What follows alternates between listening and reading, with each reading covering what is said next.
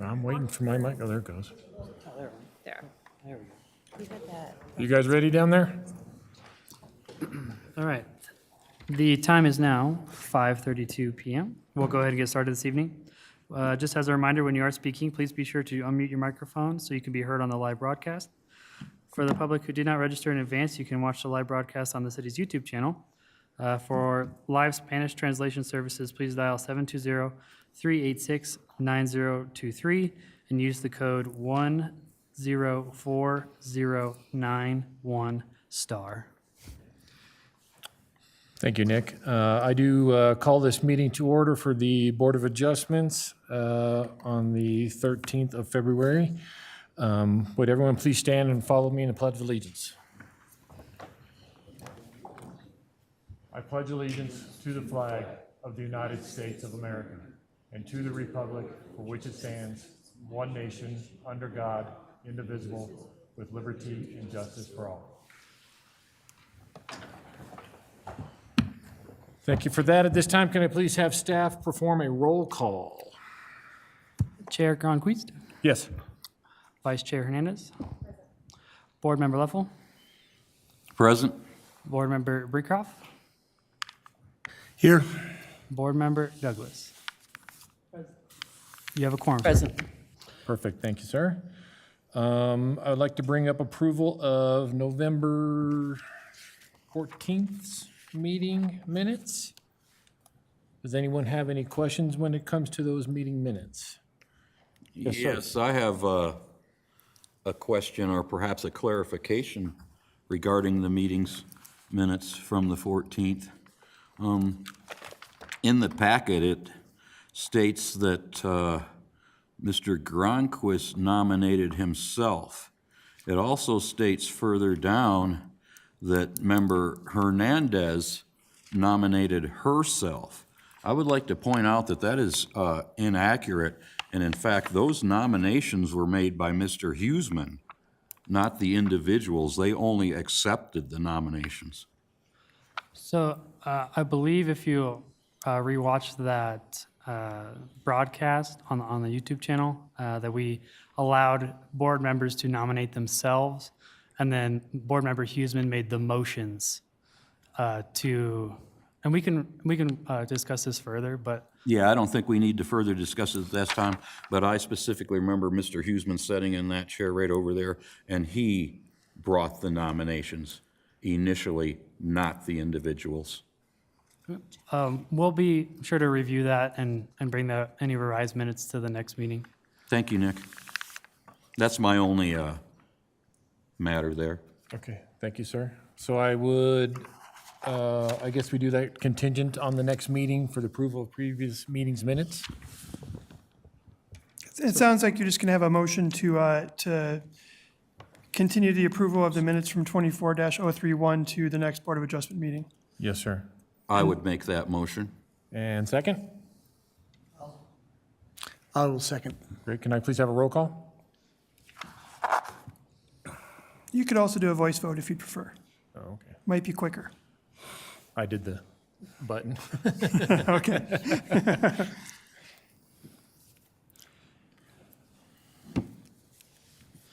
Looks like the contingent passes 5-0. Perfect. We will now open up this to a public, this is a public hearing. If there's anyone that would like to talk on tonight's case, please come forward. Need to- Seeing none, is there anyone online or out there on the internet? Kind of, So I think, let's call the case and then have the presentation, and then we'll open it up for public comment at the end after both sides have given their presentation. Okay. Will that work for you? That works for me. I'm just following the order that's in front of me. Yep, I don't know, I've not any part in that, but let me, Okay. how about if this fine is okay if I go ahead and read the title of the case before you? Let's do it. All right. This evening's case is A-1767-H-24. Ebmeyer Engineering, on behalf of Ardent Mills, is requesting a height exception for a maximum building height of 141 feet where the Land Development Code allows a maximum height of 50 feet. The subject property is located at 4545 East 64th Avenue. It is approximately 6.83 acres in size, and it is zoned heavy intensity industrial district I3. Presenting the matter on behalf of the city tonight will be Mike Russo. All right. Good evening, everyone. Tonight we have the Ardent Mills height exception case for a cleaning tower and feed and flower loadout structure.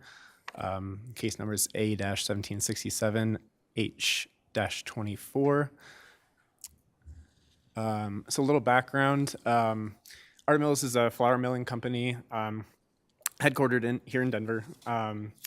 This particular... Excuse me, could you speak into the microphone a little bit more? sorry. Please, I'm having Sorry. trouble hearing you. Thank you. Yes. This particular Commerce City facility has been milling flour here since the 1930s and operating in their current capacity since 1999. This building height variance, or there was a building height variance in 1998 for a 150-foot tall finishing tower addition to their site. All the other structures on site that exceed the current LDC height maximum of 50 feet were all built prior to 1961, which predates the city's building height restrictions. The site is surrounded by industrial uses and I3 zone properties to the north, south, and west. Rocky Mountain Recycling is directly northwest of the site, separated only by railroad tracks. And Highway 85 is directly to the east, as well as 2 rail lines. So the request is to construct the following structures in excess of the 50-foot max building height. It's a cleaning tower, which is proposed to be 141 feet tall, and a feed and flower loadout structure, which is proposed to be 109.25 feet tall. There would be a development plan required prior to the applicant obtaining any building permits. So here's the zoning map. You can see pretty much completely surrounded by I3 industrial and aerial. So you have a lot of kind of outdoor storage type industrial uses to the west, north, and then directly to the south is actually another grain silo and grain elevator facility. So these are some current photos of the site.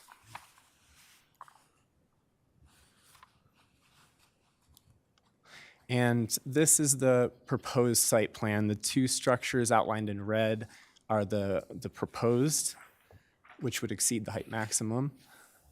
Here's a more up-close view. You can see that the feed and flower loadout structures kind of on the bottom side of that site, and then up towards the existing silos is where they're proposing the cleaning tower.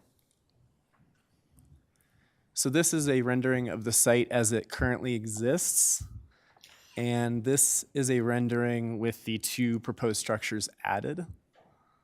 So again, existing and added. And then here's another view of the existing, and then you can see the structure that's added or proposed. And this is the view from the west side of the property. So this is existing, and then this is the proposed with that cleaning tower added, which will, as pointed out here, still be much shorter than the existing head house, which is 170 feet tall. Here's just a rendering of the entire site as proposed. So just for a little analysis, as far as road network impacts, the access to the subject property will continue being via East 64th Avenue. According to the city's transportation master plan, the section is considered a local roadway. The city's Development Review Engineering Division reviewed the request for the height exception and had no concerns. This proposal has been reviewed by all relevant DRT agencies, and there are no outstanding issues. And staff believes that there is sufficient evidence to demonstrate that all the approval criteria can be met. Some considerations for your discussion. The proposed structure should not have a negative impact on surrounding properties due to their proposed locations. and due to the fact that they are not taller than the existing structures. The proposed structures are consistent with the height, architecture, and use of the existing structures on the site and on adjacent parcels.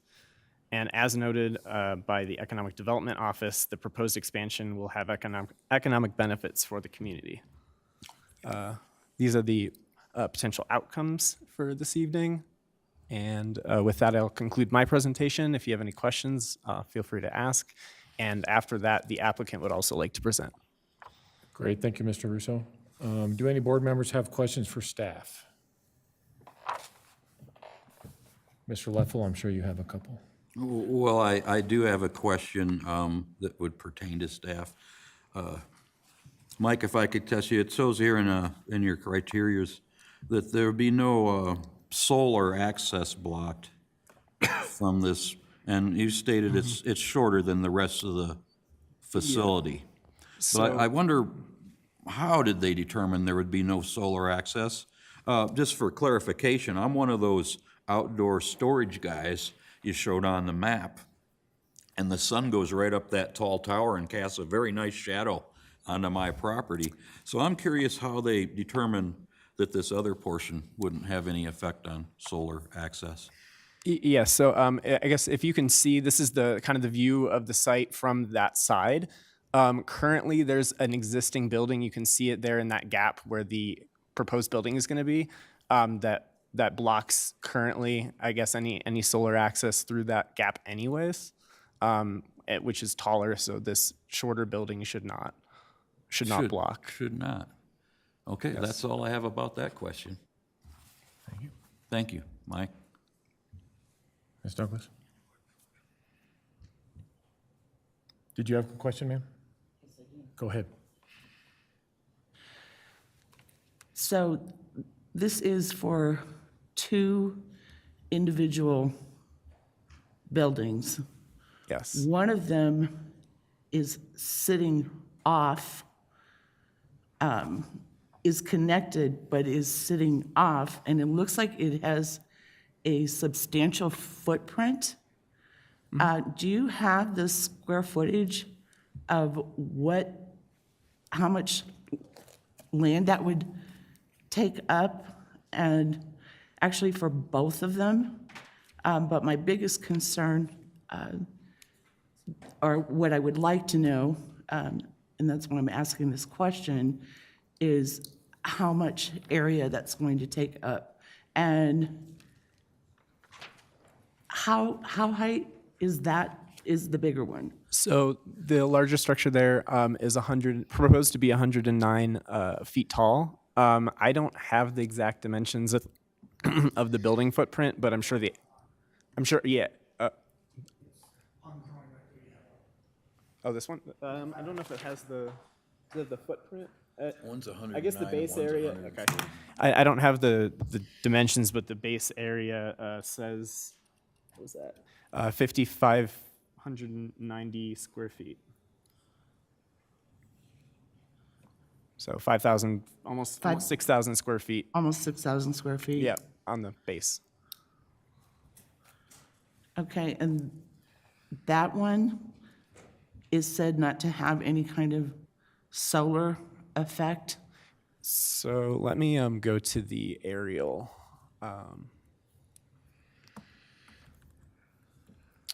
Okay.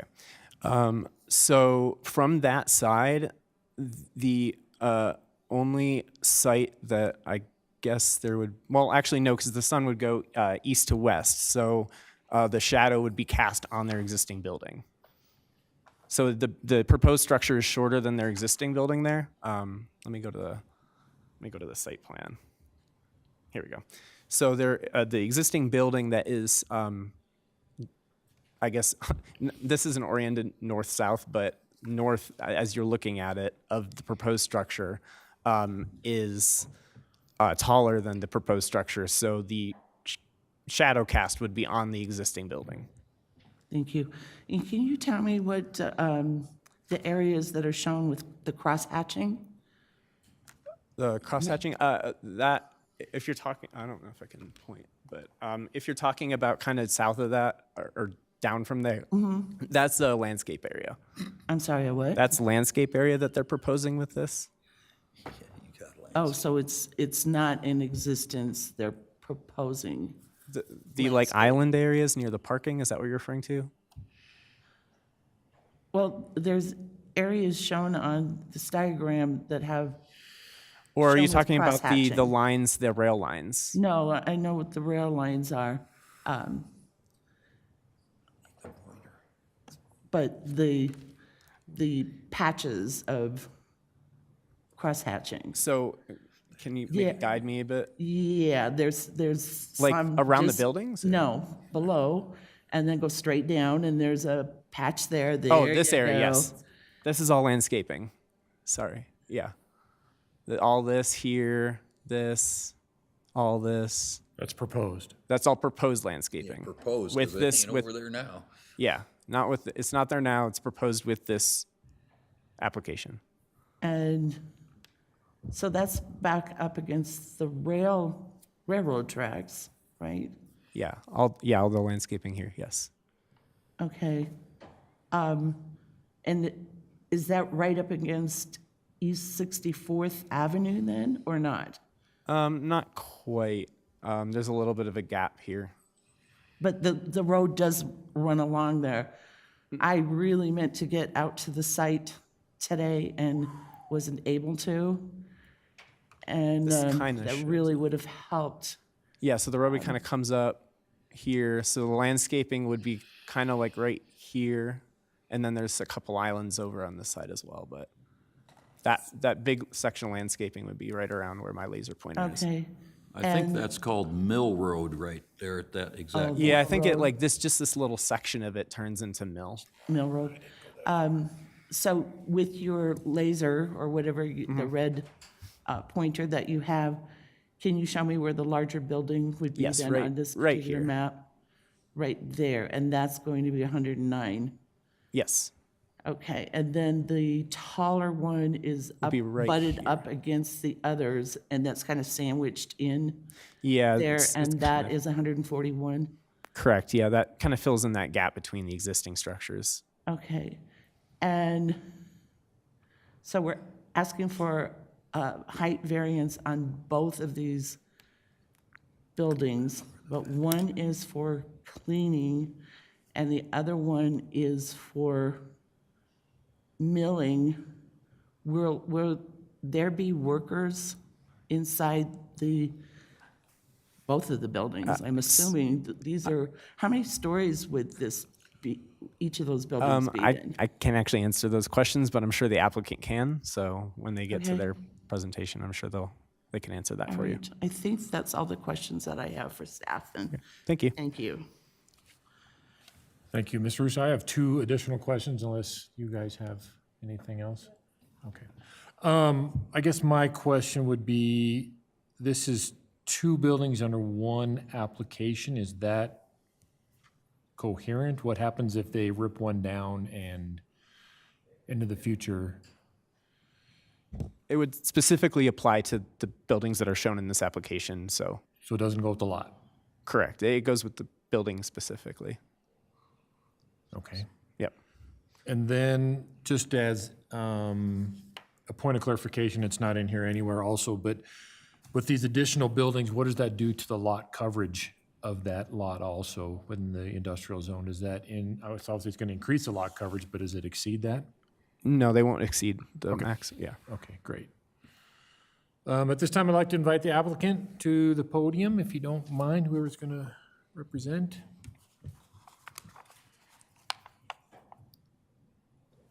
Thank you, sir. Could you please state your name and your position at the company? Good evening. Can you hear me okay? Try to speak a little closer. So I'm Jason Hancock here on behalf of Arden Mills. I lead what's called our Center of Excellence group within plant operations, so kind of the technical support team, if you will, to our operations group. Got a few slides here. We talked about the technical pieces, but a lot of folks don't know even what Arden Mills is, other than the big structures that are sitting over there. So I thought I'd take a little bit of time, just talk about what the company is, kind of what we do, what we exist for, and obviously stop me along the way if you got any questions. Great, let's see your presentation. So we try to show people a little bit mission, vision, values, so they can kind of understand the purpose of the company. So our mission is enhancing the quality of life and standard of health. This is obviously through food. Our vision is Ardent Mills is the trusted partner in nurturing our customers, consumers, and communities through innovative and nutritious grain-based solutions. So a lot in there. And then we have 4 values that, kind of guide and lead what we do on a day-to-day basis, and that's around trust, serving, simplicity, and safety. So a little bit of a timeline if you have no history on Ardent Mills. So as you probably saw from the information a bit ago, the presence has been there since the 30s. Although you see on this slide here, Ardent actually didn't come into existence till roughly 2014. So Ardent Mills is actually a joint venture in assets between Conagra Milling Assets and Cargill's Milling Assets, and those two kind of came together in 2014. It's actually a joint venture between Cargill, Conagra, and Cenex Harvest States. Really, back then, I would say it's more traditionally focused on just regular flour. As you can see in some of the points along the way, we've made some acquisitions that kind of diversified what we're doing a little bit. So bought a flour mill, actually. So we are a North American presence, just to be clear as well. In 2015, bought an asset in Canada. The next couple of things that we added to our organization were more what we call our specialty part of the business. So 2020, we acquired a quinoa facility. 2021, acquired a chickpea company. 2021, got a bit into sustainable ag, regenerative ag. So looking at sustainability in agriculture, if you will. And then 2021 made an acquisition of which predominantly a gluten-free facility, so kind of expanding our portfolio beyond just traditional flour, if you will. So you can see even from 2014 to today, we continue to kind of evolve. And this project, I would say, is kind of fits into our continued evolution of how we support food in the baking community. So just to kind of give you a little bit of a look of the footprint, again, this is one of 45 operating sites across North America. So we have a few facilities in Canada, predominantly in the main part of the U.S., and then we do have an asset also in Puerto Rico.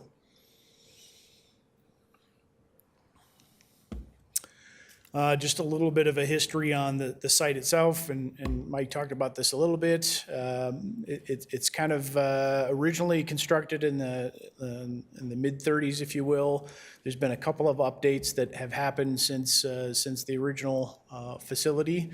1965 added some storage and blending capability, and then 1999 there was a pretty significant upgrade into what you see today. About 250,000 square feet within the current facility. In terms of capability, the facility produces whole wheat products, organic products, quite a range in size. So we had the capability to go down to like 2-pound bags, all the way up to 2,000-pound totes, and then we also do bulk trucks, bulk rail car. There'll be 4 separate milling units within this facility, 2 blend lines. 1999, in this last upgrade, was quite a bit of automation that was put into it. So there's roughly about 85, I think it says 75 folks up there that operate the facility. So not a lot of folks to operate quite a size of facility. Just to give you kind of an idea what comes out of there in any given day or year. So about 550 million pounds of flour gets produced and distributed across the United States, which is about 2 million pounds of flour per day. That gets distributed again across bulk, pack, rail car, that type of stuff. And then we have north of 500 SKUs that come out of this facility or unique items that we ship. So Mike talked a little bit about what we're adding in terms of the buildings. You can kind of see the lighter color there. This is another view or another look of that.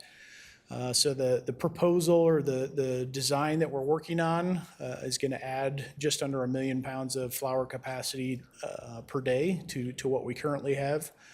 And then we will add this bulk and animal food storage and loading system, again, just to be able to move product faster and be a little bit more efficient on how we move trucks through the facility.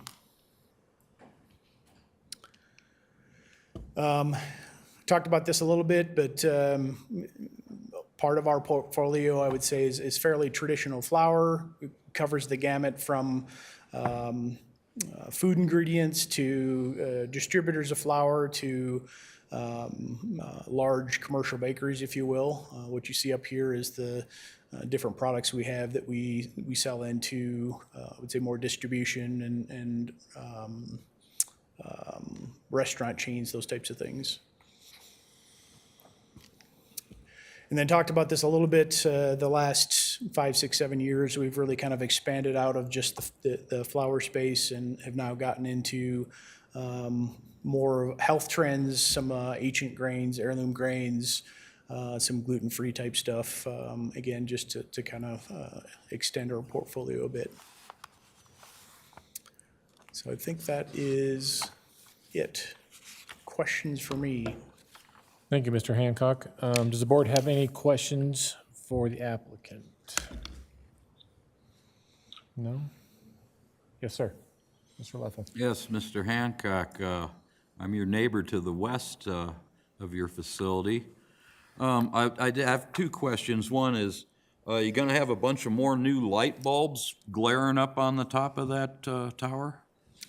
That point to the west to my property? So I don't know as though we've designed the lighting around there. I would expect we will have some additional lighting that would be similar to what is on the current buildings.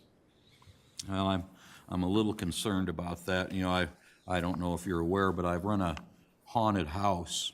And we don't like light bulbs in October very well. And I will say you've been very cooperative with shutting off that spotlight that shines right into my backyard. Every year I go over and ask Bea, and she takes care of that for me. Good deal. So I thank you for that, and hope they know where the shut-off switch is. If you got any new light bulbs, they know how to turn them off. Also, I wanted to ask you, it's been probably 2 years ago, guys, you had some gentlemen out there chipping a lot of stuff off the towers a little to the north of this new thing. And I wonder if they're ever gonna get done with that. They chipped all that, I guess, loose material off, and they haven't done anything. I wonder if, that doesn't relate to this case, but are you guys working on that still?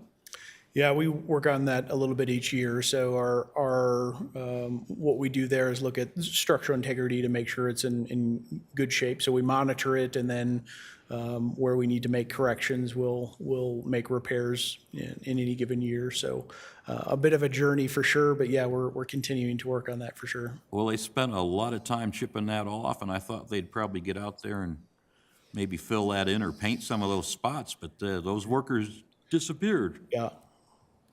But that doesn't really relate to this case, but I am concerned that if you guys put a bunch more spotlights up there, you know how to turn them off in October. I would appreciate it very much. We're always flexible in. In the past, they've been very kind regarding. Yeah, and our criteria there really is just make sure that the safety of our team. So when they're working outdoors, that they have sufficient lighting to make sure it's safe. So we'll make sure we try not to overlight, of course, and certainly want to support the neighbors. But that's generally our criteria, is just to make sure that our team members are safe when they're working outside. Okay, well, thank you. Thank you Yeah. very much. Absolutely.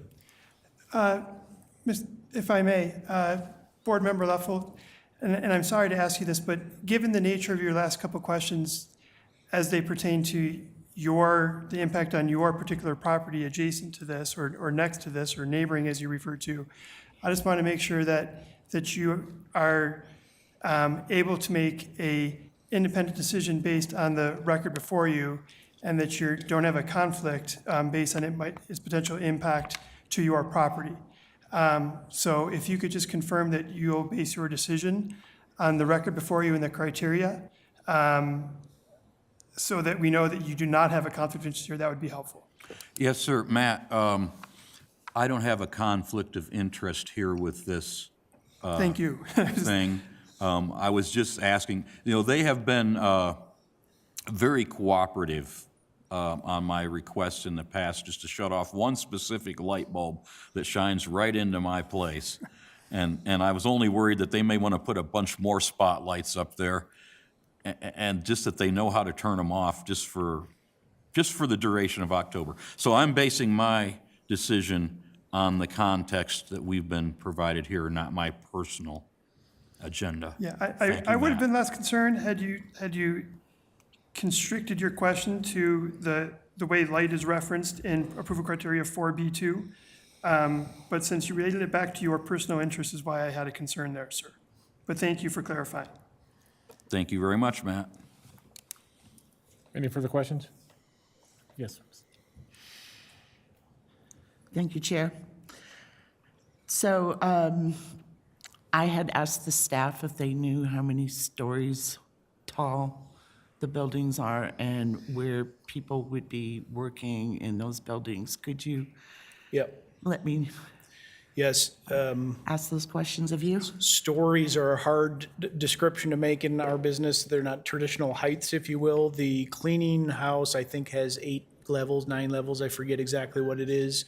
That would have people in it periodically, not continuously.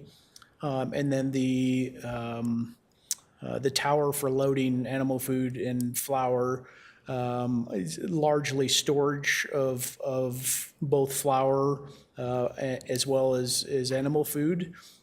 So there's essentially a ground floor, if you will, where we will have occupancy of folks to perform that operation. And then on top of the storage silos would be another level. So there would be people on top of the building? And So there will be a floor Well, a that's level below of the the- ceiling, yeah. But I'm not saying on the roof. I correct, meant- yep. But And again, it would be temporary occupancy for measuring, those types of things, cleaning, not continuous occupancy. Okay, I'm just looking at safety Yep. issues for workers. And you said basically storage of flour and animal food. And how flammable are those materials? So how, I'm not exactly sure how to answer that question. What do you mean by how flammable? Well, I mean, is there any, I'm thinking about the workers, what if there were workers on the top level? And, I mean, are these combustible, or what happened is if there's like a spark from something and it starts a fire? Yeah, so the materials themselves will have some mild combustibility. The risk anytime in grain and flour milling is more around dust. And so we spend a lot of time making sure that we are controlling dust in the environment, or I should say the absence of dust in the environment. So we have dust control measures throughout the facility as well as sanitation programs to manage through those risks.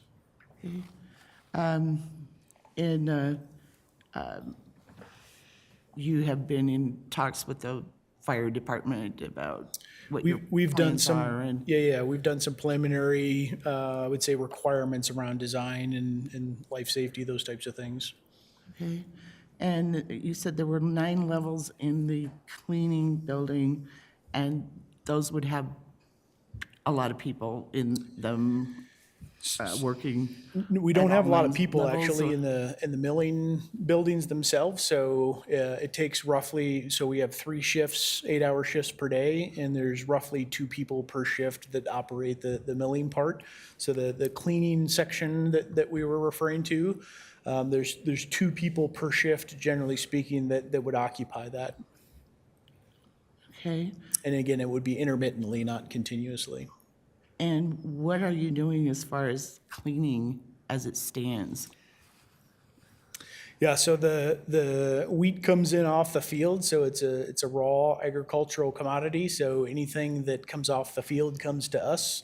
It can be sticks, weeds, stones, those types of things. So before we go through the milling process, we're trying to clean off any dust, any what we call chaff, any sticks that come in, any small pebbles or rocks. Make sure that stuff gets removed before we go through the milling process. And does that process involve any chemical? Nope. Nope. Okay. And you basically sell wholesale to other companies, is that correct? Yep, so Ardent is, I would say, predominantly a B2B, so we're selling to other businesses for further processing. And so do you contribute sales tax? Pretty sure the we are, city? pretty sure we are contributing sales tax each year, yep. Okay, so there are taxes that are involved in the sales, and then you obviously have to pay use tax because you're handling material. And it says that you employ 82 people. Can you tell me how many of those 82 people are from Commerce City? 15 15? live in the zip code of Commerce City.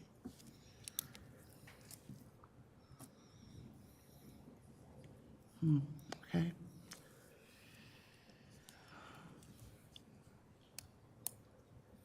And you're proposing 2 buildings in one,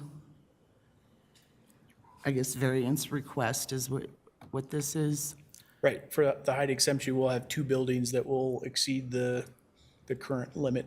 So we need an exception for both of the buildings. And it has to be both Correct. buildings? Yeah. Can't be one or the other? Correct. Okay, so in 6 years, your buildings are going to be, some of them are going to be like 100 years old. That's pretty old. It is. And It doesn't look like it, though, if you look at it. so do you anticipate having to replace any of the other buildings because of their age?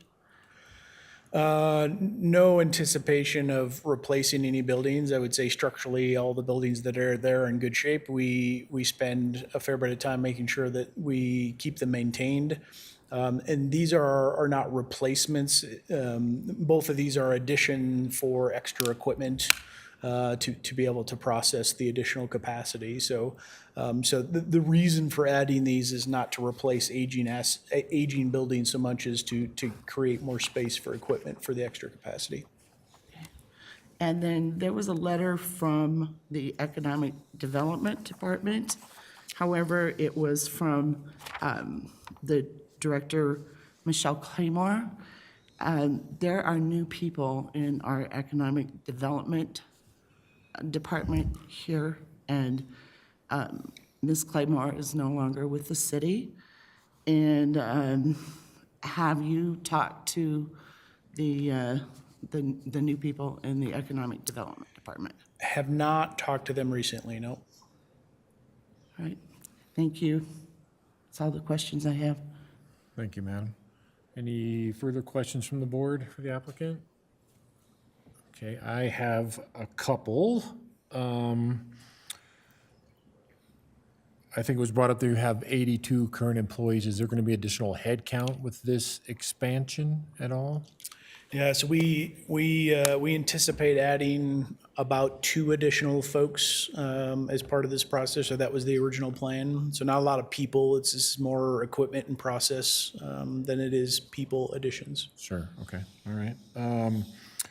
Do you have I know we're probably kind of early in the stage here, but is there a start date for the construction yet? And what kind of time frame, like length of construction? Well, so this is a pretty big hurdle here. We're kind of waiting on getting this approval before we spend too much more money in design. So I would say it's somewhat contingent on when we get this approval. Okay, all right.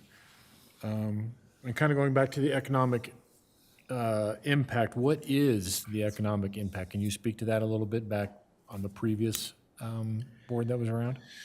Yeah, so I guess there's a couple. So I would say most of the raw materials that we get come from Colorado. So most of the wheat that we're sourcing, at least the winter wheat's coming from Colorado. So that's a pretty big tie to the ag community, if you will. As we spoke, not a lot of headcount addition, so it becomes more in terms of the traffic we have in and out of the facility. So we'll have more trucks carrying, so more fuel sold, more visits to restaurants, those types of things.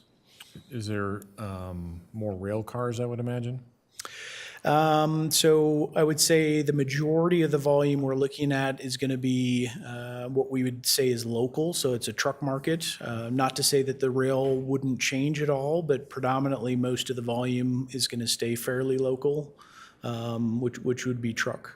Okay, great. Thank you very much. Yep. Yes, ma'am. So that being said, would 64th be utilized then by those trucks? Yes, Have you driven 64th? I have. You have? Yep. Okay. All right. Thank you for that answer. Very truthful. Has there been a traffic study done with this additional growth that you're looking at? So we've reviewed traffic demand change, if you will, just internally. I don't know as though that the city or county or anything like that has done any sort of traffic studies. I don't think at this point have requested us to do any traffic studies as well. Mr. Hatter or Mr. Russo, can you speak to that? There was no traffic study required with this application. I would assume there's a potential that with the development plan, a traffic study may be required. But at this stage, given that we're here for a CUP and based on the approval criteria, a traffic study is not something that would be relevant to the approval for this application. May I ask who would be reviewing and approving that development plan? So I don't know if there's a concurrent development plan right now. It sounds like there is, but the development plan is administratively reviewed and approved. But this is strictly a height exception today. Right.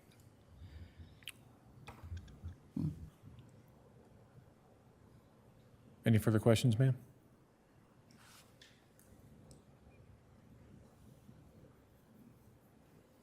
Not at this time. You're good? Yeah. Okay, thank you. Being that this is a public hearing, are there any members of the audience that would like to come forward and speak? Seeing none, is there any online? There's not. Great, thank you very much. Before we move on, I'd like to apologize to Mr. Hatter. I did not have my glasses on before we started this case, so my blur was on number 4 there, sorry. You are absolutely fine. No worries, sir. Okay, does the board have any further discussion at this time? No, I have no further questions. Great. At this time, hang on a second, put the glasses back on. At this time, I'll now close the case to public hearing. Can I please have a motion? Yes, I would like to make a motion, please. Yes, ma'am? I would ask for a continuance. I move that the Board of Adjustments continue the public hearing on the requested height exception for the property located at 4545 East 64th Avenue contained in Case A-1767-H-24 to the next regularly scheduled Board of Adjustments hearing on March 12th of 2024, please. Okay, is there any discussion on the motion? Before you seek discussion, you need a second. Okay, do I have a second on the motion?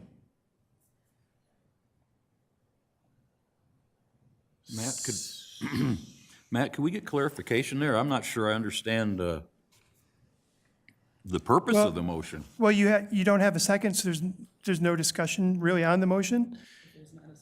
So it sounds like at this point, without a second, that it's probably failed.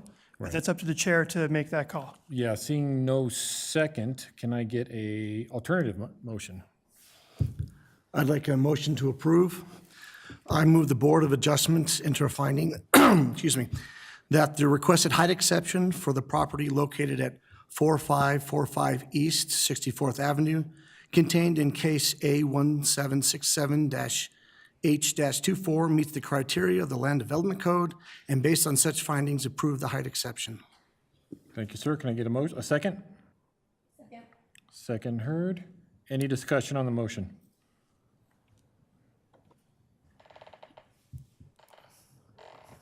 Yes, ma'am. The reason that I asked for a continuance is because I feel like these are big decisions, and I didn't have a chance to go out to the site and really take a look at it.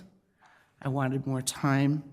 I don't feel, in my personal opinion, that I have enough information to make a decision, and so I realize that abstaining is counted as a yes, but I will be abstaining from voting. Thank you. I guess it's time to vote.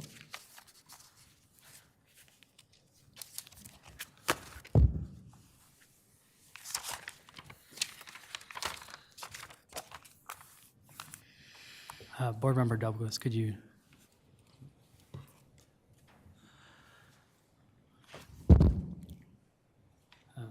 Mr. Board Member Lovell, it looks like your vote flipped off. I push it 3 times. I'm pushing it right now. There we go. Gotcha. Gotcha, sir. Watch that technology. Maybe get some new buttons or something. Okay, it looks like we have 4 yeses and 1 abstain. Motion carries.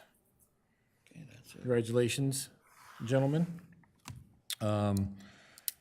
Moving on, is there any other board business to discuss at the time? Seeing none, does staff have any business to discuss at the time, this time? No? Mr. Russo? No, you're good? Great. So the next board meeting will be on March 12th, 2024 at 5:30. Thank you Mr. everyone for your Chairman. time. Yes, ma'am. At this time, there are no items scheduled for that meeting, just so you know, so it would likely be canceled. 10-4, great, thank you very much. All right. We are adjourned, thank you. I don't have a.